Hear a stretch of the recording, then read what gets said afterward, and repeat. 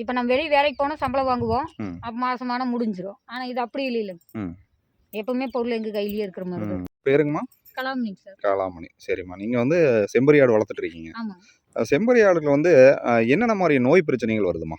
நோய் பிரச்சனைன்னு பார்க்கும்போது வண்டுக்கடி மாதிரி வருங்க. ம். அப்புறம் உனி பிரச்சனை தான் அதிகமாக இருக்கும். அப்புறம் நார்மலாக வேறு எந்த ப்ராப்ளம் வராது. இது 2 தான் இருக்குது. ம். அப்புறம் அதுக்கு நார்மலாக சளி இருக்கும். அப்புறம் அதுக்கு தகுந்த மாதிரி நைட்டில் புகை போட்டுக்குவோம். அதனால் அது அவ்வளோவா பாதிக்காது. வேற ஒன்றும் அதிகமாக இருக்காது. இந்த மாரி இல்ல. ஆமாம். செம்பரி ஆடு வளர்க்கும்போது சரி. நமக்கு வந்து இட வசதி இருந்து நம்ம தீவனம் வந்து நம்ம இடத்துலயே இருந்துச்சுன்னா எந்த பிரச்சனையும் இல்லைங்களா வளர்க்கும்போது? அது அதை விட நல்லாவே இருக்குல்ல. ம்.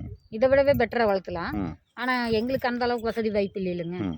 அப்போ நாங்கள் இந்த மாதிரி சைட்டுக்குள்ளே போட்டு எடுத்துக்கிட்டு ம். மேய்ச்சலுக்கு தான் வெளியே வரணும். ம். அதே இருந்துச்சுன்னா நம்ம அந்த அளவுக்கு இருந்துச்சுன்னா நம்ம இன்னொரு பட்டி ஆடே வைக்கலாம்னு வைங்களேன். ஒரு 100 மாதிரி வச்சு வளர்த்தலாம். ம்.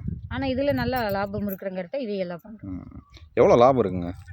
எப்படியும் அது எப்படி சொல்கிறதுங்க, நாங்கள் ஆடு மேய்ச்சி குட்டி போட்டு அந்த குட்டி விற்கிறது தான் எங்களோட லாபங்கிறது. ம். ஆடு எங்களுக்கு பொருள் இருக்கும். அந்த குட்டியில் மட்டும் வளர்த்துறவிகளுக்கு மற்றபடி வாங்குறவியெல்லாம் வாங்குவோம். ம். ஒரு வருமானம் இல்லாம இதை நம்ம பண்ண முடியாது பண்ண இல்லைங்களா? முடியாது. வேலைக்கு போனால் நமக்கு வர வருமானத்தில் இது ஒரு இது எவ்வளவோ பெட்டர். எவ்வளவோ பெட்டருங்கிறீங்க. அப்போ ஒரு பெண்கள் வந்து நம்ம ஒரு பணிக்கு செல்றதுக்கு ஒரு 4 செம்பரி ஆடு குட்டியே அப்படியே டெவலப் பண்ணாலே போதுங்கிறீங்களா? அதே போதும் தாங்க. எங்களை கேட்டால் அதுவே நம்மளுக்கு போதும். பாதுகாப்பானதுமாகவும் இருக்கலாம். அப்புறம் மற்றபடி நம்ம பொருளை கையில் இருக்கிற மாதிரியே இருக்கும். அதுதான். இப்போ நம்ம வெளியே வேலைக்கு போனால் சம்பளம் வாங்குவோம். அப்போ மாசமான முடிஞ்சிரும். ஆனால் இது அப்படி இல்லைல்ல.